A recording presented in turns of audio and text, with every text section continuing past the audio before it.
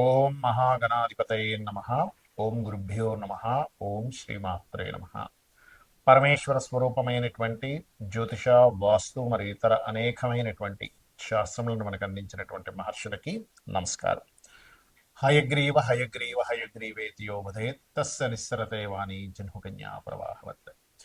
అరుణాం కరుణాతరంగితాక్షీం ధృతపాశాంకుశపుష్పబాణచాపాం అనిమాదిభిరావృతాం మయూకైః అహమిత్యేవ విభావయే భవానీ. శ్రీమాత్రే నమ. ప్రేక్షకులకి అలలితాంబిక అమ్మవారి యొక్క అనుగ్రహం పరిపూర్ణంగా కలగాలని మనస్ఫూర్తిగా కోరుకుంటూ మనం ఈరోజు చెప్పుకోబోయేటువంటి విషయాలు ఏవైతే ఉన్నాయో అవి చెప్తుంది నేనైనప్పటికీ కూడా చెప్పిస్తుంది సాక్షాత్ లలిత అమ్మవారిగా భావిస్తూ ఏప్రిల్ మాసంలో గ్రహస్థితి ఎలా ఉంది, ఈ యొక్క గ్రహస్థితి రీత్యా ద్వాదశ లగ్నాల వారికి, రాసుల వారికి ఏ రకంగా ఉండబోతుంది. ముఖ్యంగా లగ్నమే చూసుకోండి, లగ్నం తెలియని వారు రాసులు చూసుకోండి. అయితే ఇందులో 5 గ్రహాలు మనకి షష్టగ్రహ కూటమితో అవుతుంది, కానీ ఒక గ్రహం చంద్రుడు బయటకు వచ్చేస్తున్నాడు.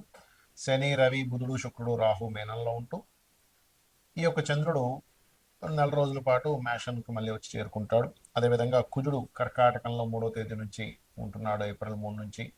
ఆయనకు 2 నెలల 15 రోజుల పాటు ఉంటాడు. కన్యారాశిలో కేతువు, గురువు వృషభ రాశిలో ఉన్నాడు. ఈ యొక్క గ్రహస్థితిని అనుసరించి ఏ లగ్నముల వారికి ఏ విధంగా ఉండబోతుంది, జాగ్రత్తలు ఏం తీసుకోవాలి, మరియు పరిహార మార్గాలు ఏం చేసుకోవాలనే విషయాన్ని ఇప్పుడు మనం తెలుసుకుందాం.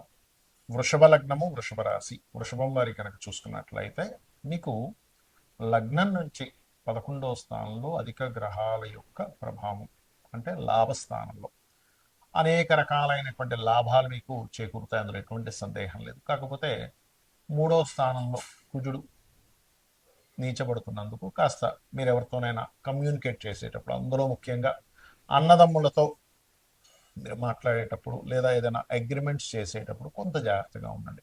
ఇందులో మరలా ఈ యొక్క కుజుడు నీచభంగ రాజ్యంలోకి వెళ్ళినప్పుడు మళ్ళీ బాగుంటుంది. అంటే ఎప్పటి నుంచి, ఏ తారీఖుల్లోని అంటే 1, 6, 7 మరియు అదేవిధంగా 13, 14, 21 నుంచి 24 తేదీల్లో మళ్ళీ మీకు ఈ అగ్రిమెంట్స్ విషయంలో, మధ్యవర్తుల విషయంలో, పరిచయాల విషయంలో, ఇట్లాంటి విషయంలో గొడవ జరిగినట్టే జరిగి మళ్ళీ బాగుంటుంది కూడా. అదేవిధంగా కాస్త మీరు ఏదైనా ప్రాపర్టీస్ తీసుకునేటప్పుడు ముఖ్యంగా కొంచెం జాగ్రత్తలు తీసుకోండి. ఎటువంటి ప్రాపర్టీస్ తీసుకుంటున్నాము ఏంటి, ఏదైనా లిటిగేషన్స్ ఉన్నాయా, ఇవి ప్రధానంగా తీసుకోవాలి. ఎందుకంటే కుజుడు నీచం ఉంటున్నాడు, 3వ స్థానంలో ఉన్నాడు. సో ఇట్లాంటి ఇబ్బందులు కూడా కొంత ఇస్తాడు. అది కాకుండా రవి కూడా రాహుతో కలిసినాడు. కాబట్టి 14వ తేదీ లోపల ప్రాపర్టీస్ తీసుకునే విషయంలో కొంచెం జాగ్రత్తగా చూసుకొని తీసుకోండి. 14వ తేదీ తర్వాత మీ పూర్వీకుల ఆస్తులకు సంబంధించిన విషయంలో ఏదైనా వివాదాలు ఉన్నట్లయితే ఆ యొక్క వివాదాలు తగ్గుతాయి. ఇక కేతువు పంచమంలో ఉన్నందుకు కాస్త నిర్ణయాలు తీసుకునేటప్పుడు రాజకీయ సంబంధించినటువంటి విషయాలలోని కొంత జాగ్రత్త వహించండి.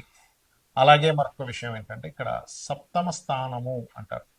అంటే సప్తమాధిపతి ఎప్పుడైతే శుక్రుడు మీకు లాభస్థానంలో ఉంటాడో, లాభస్థాన శుక్రుడు ఎంతైనా సరే కొంత వివాహ సంబంధించినటువంటి, సప్తమాధిపతి 6వ అధిపతి శుక్రుడు, సప్తమాధిపతి కుజుడు ఎప్పుడైతే మీకు కాస్త నీచంలో ఉంటాడో, ఈ శుక్రుడు సహజంగా వివాహకారకుడు శుక్రుడు లాభంలో ఉంటాడు. కొంచెం ఈ వివాహ నిర్ణయాలకు సంబంధించినటువంటి అంశాల్లో కొంత జాగ్రత్త వహించాలి. ఎందుకంటే ఇక్కడ ఈ సప్తమాధిపతి కుజుడు ఎవరైతే ఉన్నారో, షష్టమాధిపతి శుక్రుడు ఎవరైతే ఉన్నారో, ఈ కుజ శుక్రులు ఇద్దరు కూడా వివాహానికి కారకులు.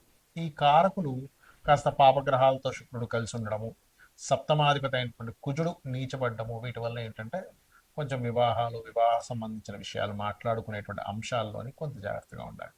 గతంతో పోల్చుకుంటే ఈ నెల చాలా మటుకు ఇంప్రూవ్గా ఉంటుంది. ఎందుకంటే దశమంలో ఉండేటువంటి శని కూడా మారిపోయాడు. కాబట్టి ఇక మీరు నిత్యము చేయవలసినటువంటి దేవత ఆరాధన ఏమిటి అని చెప్పి చూసుకున్నట్లయితే, గణపతి యొక్క ఆరాధన, విష్ణు సహస్రనామాలు, ఓం నమో నారాయణాయ అనేటువంటి నామస్మరణ చేయండి, అన్ని విధాల బాగుంటుంది. శ్రీ విశ్వవసు నామ సంవత్సరంలో మరి జాతకం లేదండి, మేమేం చేయాలి అని అనుకునేటువంటి వారికి ఒకటే, రోజు నిత్యము ఉదయం సాయంత్రం దీపారాధన, మీకు దగ్గరలో ఉండేటువంటి ఆలయానికి వెళ్ళడం, గోశాలకు వెళ్ళడం చేయండి. మీకు ఎటువంటి ఆదాయ వ్యయాల్లో ఇబ్బందులు ఉన్నా, ఏ ఏనాటి శని వస్తున్నా, ఎటువంటి ఉన్నా కూడా, అష్టమ శని, అర్ధాష్టమ శని ఉన్నా దాని ప్రభావం మీ మీద అసలు పడదు. ఒకటి. ఇంకోటి, ఉగాది నుంచి అసలు ఎటువంటి జరగనున్నాయి లోకంలో, మనకి గతంలో చెప్పుకున్నాం. క్రోధినామ సంవత్సరంలో అనవసరమైన గొడవలు వస్తూ ఉంటాయి, ప్రతి ఇంటింట గొడవలు అని చెప్పుకున్నాం. అలాగే జరిగింది కూడా, ప్రతిదీ గొడవలు. విశ్వవసు నామ సంవత్సరంలో గొడవలు మాత్రం అంత ఉండదు, తగ్గుతుంది. పంటలు చక్కగా అవుతాయి. అదేవిధంగా అన్ని శుభాలు జరుగుతాయి. కాకపోతే ఒక గడవ మాత్రం కొత్తగా ప్రారంభం కానుంది విశ్వవసనామ సంవత్సరం నుంచి. అదేమిటి అంటే మనకి ఎలా అయితే జీహాద్ అని ఎలా ఉందో అలాగే విధంగా విహాద్ అని, షాహాద్ అని, సాహాద్ అని కొత్తగా స్టార్ట్ అవుతాయి. అంటే ఏమిటంటే విహాద్ అంటే మేము వైష్ణవులము, షాహాద్ అంటే మేము శాక్తీయులము, సాహాద్ అంటే మేము శివారాధకులము అని అనుకుంటూ కొంతమంది, అందరూ అని నేను చెప్పట్లేదు, ఎందుకంటే ఒకే పరమాత్మ రకరకాల రూపాల్లో ఉంది అనేటువంటి పరిపూర్ణ జ్ఞానం ఉన్న వాళ్ళు మరొక పద్ధతిని పాటించే వాళ్ళు శైవారాధకులు కావచ్చు, విష్ణు ఆరాధకులు కావచ్చు, శక్తి ఆరాధకులు కావచ్చు, గానాపత్యుల్ని కావచ్చు, వాళ్ళని గౌరవిస్తారు, వీళ్ళది వీళ్ళు చేసుకుంటూ ఉంటారు, వాళ్ళని కించపరచరు. కానీ ఈ శని భగవానుడు ఎప్పుడైతే మీనరాశిలో సంచరిస్తుంటాడో, మీనంలోకి రాకముందే దీని ప్రభావం స్టార్ట్ అయిపోద్ది.